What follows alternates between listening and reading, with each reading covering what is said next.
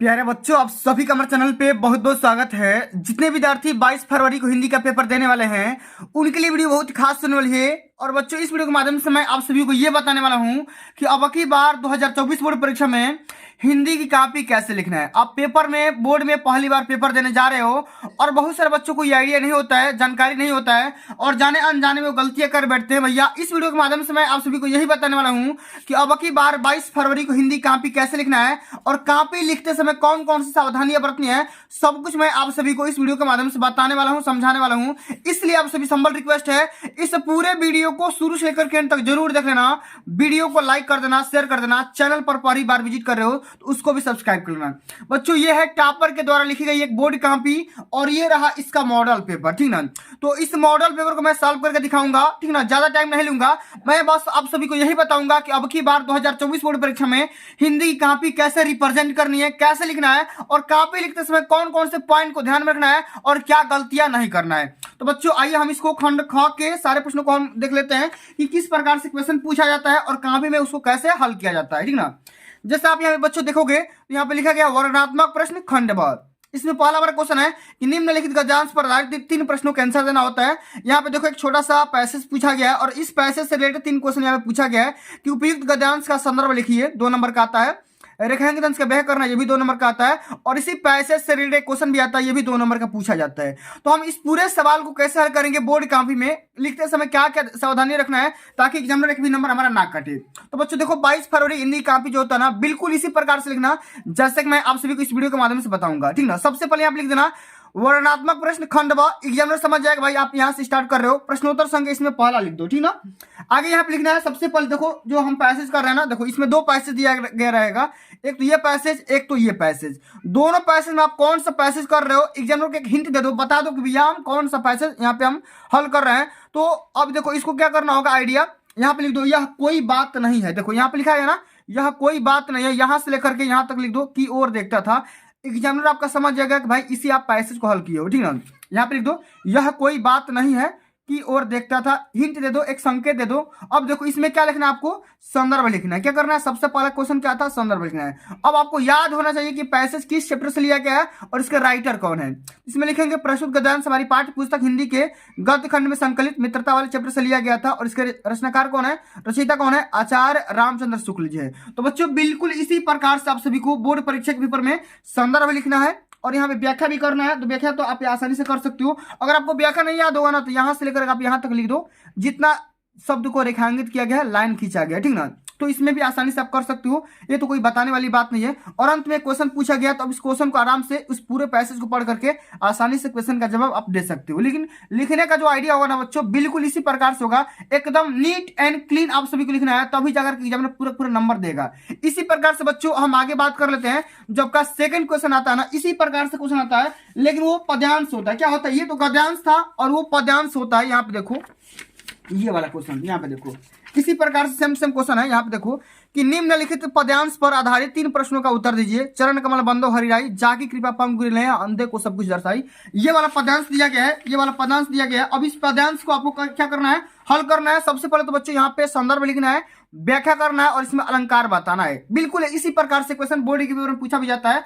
तो यहाँ भी हिंट कर दो, चरण कमल बंदो हरिराई, अब बंदो तिहि पाई, यहां से लेकर के यहां तक आप हिंट दे दो, संकेत लिख दो कि भैया एग्जामिनर को समझ जाएगा कि भाई आप इसी क्वेश्चन को हल किए हो। अब देखो संदर्भ में क्या लिखोगे, यह पद्यांश श्री सूरदास द्वारा रचित सूर सागर नामक ग्रंथ से हमारी पाठ्य पुस्तक हिंदी के काव्य खंड में संकलित पद नामक पाठ से लिया गया है। अगर आप इतना नहीं लिखना चाहते हो तो संदर्भ में एक बात और लिख सकते हो, केवल पाठ का नाम और कवि के नाम लिख दोगे तो भी आपका नंबर मिल जाएगा, पूरा पूरा नंबर मिल जाएगा, एक भी यहाँ पे नंबर कटेगा नहीं।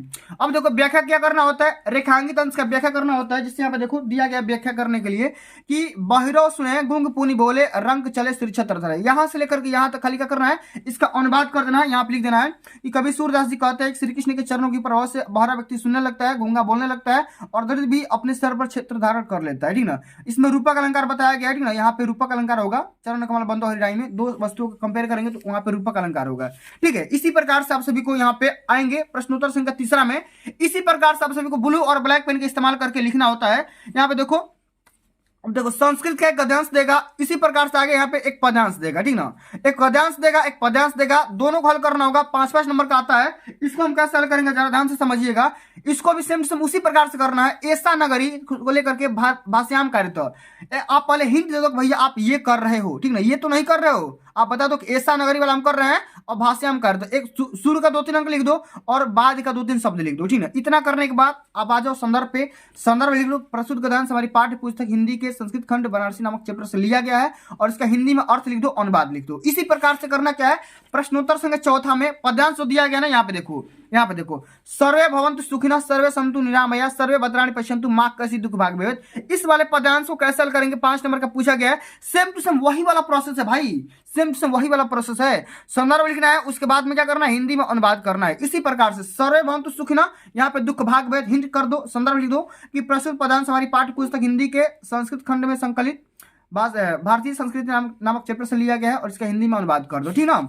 आगे हम लिखेंगे प्रश्नोत्तर संख्या 5वां में। ये तो भाई अपने अपने डिस्ट्रिक्ट का अलग अलग होता है। यहाँ पे देखो, खंड काव्य के आधार पर इसका क्वेश्चन का आंसर देना होता है। ये हर डिस्ट्रिक्ट का अलग अलग होता है भाई, तो आसानी से आप कर सकते हो। लेकिन मैं आइडिया कैसे लिखना है, मैं यहाँ पे आइडिया बता रहा हूँ।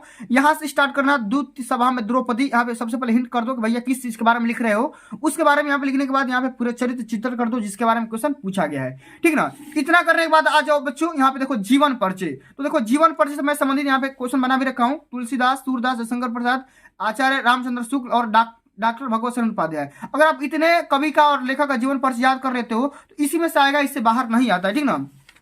चलो, तो कैसे लिखना है जीवन परिचय। तो जीवन परिचय बच्चों बोर्ड में लिखने के लिए करना क्या है, एक तो यहाँ पे 60 में जीवन परिचय बना दो, क्योंकि भैया एग्जामिनर इसी में से देकर के आपको पूरा पूरा नंबर दे देगा। ये कोई नहीं पढ़ता भाई, कोई एग्जामिनर इस पूरे पैसेज को नहीं पढ़ता, इतना उसके पास इतना टाइम ही नहीं रहता है। तो यहाँ पे एक संक्षिप्त में जीवन परिचय लिख दोगे तो इसी में से आपका नंबर मिल जाएगा, इससे बाहर ही नहीं आएगा, ठीक है। इसी प्रकार से ये तो था लेखक का। इसी प्रकार से कवि में गोस्वामी तुलसीदास का जीवन परिचय सेम सेम उसी आइडिया से लिखो। नाम, जन्म, पिता का नाम, माता का नाम, रचना, जन्म और मृत्यु कहाँ पे हुआ था, यहाँ पे 60 में लिख दो और यहाँ पे पूरा डिटेल में लिख दो। पूरा पूरा नंबर यहाँ से 5-5 नंबर दोनों, यहाँ 10 नंबर यहाँ से मिल जाएगा, पक्का मिल जाएगा भाई, एक भी नंबर नहीं करता है। अब की बार 2024 बोर्ड परीक्षा कॉपी बिल्कुल इसी प्रकार से हिंदी की लिखनी चाहिए, तो अभी जाकर भाई टॉप कर जाओगे, ठीक ना।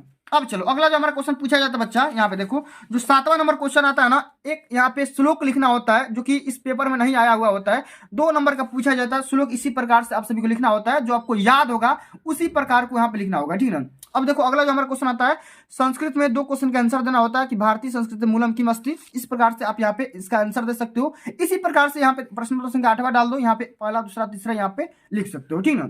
अब चलो अंत में जो बच्चा आता है ना, वो निबंध लिखने के लिए आता है, ठीक है। यहाँ पे देखो जो 9वां नंबर क्वेश्चन आता है, ये देखो 9वां नंबर क्वेश्चन, ये हमेशा बोर्ड के पेपर में निबंध लिखने के लिए आता है। अब देखो अब की बार से ये 7 नंबर का आ रहा है, लेकिन पिछली बार से ये 9 नंबर का आ रहा था, लेकिन अब 7 नंबर का आ रहा है, क्योंकि यहाँ पे एक और टॉपिक जुड़ चुका है पत्र लिखने के लिए, ठीक ना। तो यहाँ पे देखो 7 नंबर का क्वेश्चन पूछा गया है। यहाँ पे 4 टॉपिक के बारे में निबंध लिखने के लिए बोला गया है। किसी एक विषय पर आपको निबंध लिखना है, और निबंध कैसे लिखना है, इसी प्रकार से आप सभी को लिखना होता है कि पर्यावरण संरक्षण के उपाय, प्रस्तावना, हेडिंग जरूर लिखना, अंत में उपसंहार वाले टॉपिक जरूर लिखना। अब देखो किस प्रकार से लिखा गया आप आसानी से यहाँ पे देख सकते हो, ठीक ना, और एकदम बिल्कुल सटीक शब्दों में लिखना होगा, ठीक ना। इसी प्रकार से अंत में देखो यहाँ पे लेटर राइटिंग, पत्र कैसे लिखा जाता है। तो पत्र लिखने का सही तरीका क्या होता है, मित्र को यहाँ पे पत्र लिख करके बताया गया है, ठीक ना। तो भैया किसी भी एक विषय पर अपने रुचि के हिसाब से मित्र को पत्र लिखना है। ये भी क्वेश्चन 4 नंबर का पूछा गया है। तो सेवा में श्रीमान या कुछ भी लिख सकते हो, प्रिय मित्र या एक्स, उसका नाम लिख देना, विषय का नाम लिख देना, भाई किस चीज के बारे में बुला रहे हो, ठीक ना। इसी प्रकार से इसी आइडिया के साथ, और यहाँ पे धन्यवाद अपना नाम और यहाँ पे डेट वगैरह भी डाल के लिख देना। तो बच्चों अब की बार 2024 बोर्ड परीक्षा में हिंदी कॉपी बिल्कुल इसी ढंग से लिखना है। अगर जो भी बच्चा, ईमानदारी से सही बता रहा हूँ कि जो भी बच्चा पूरा पूरा कॉपी इस तरीके से अगर लिखेगा ना, तो अब की बार 95% टारगेट उसका पक्का पूरा हो जाएगा भाई, एक भी नंबर नहीं कटेगा, इस बात पूरी की पूरी गारंटी है। तो मेरे बच्चों आज के लिए बस इतना ही। अगर ये वीडियो आप सभी को अच्छी लगी होगी, हेल्पफुल लगी होगी, तो वीडियो को लाइक कर देना, शेयर कर देना, चैनल पर नए होंगे तो उसको भी सब्सक्राइब करके साथ में सारे बेल आइकन प्रेस कर लेना। जल्द मिलते हैं अगली वीडियो में, तब तक के लिए जय हिंद, जय भारत, वंदे मातरम।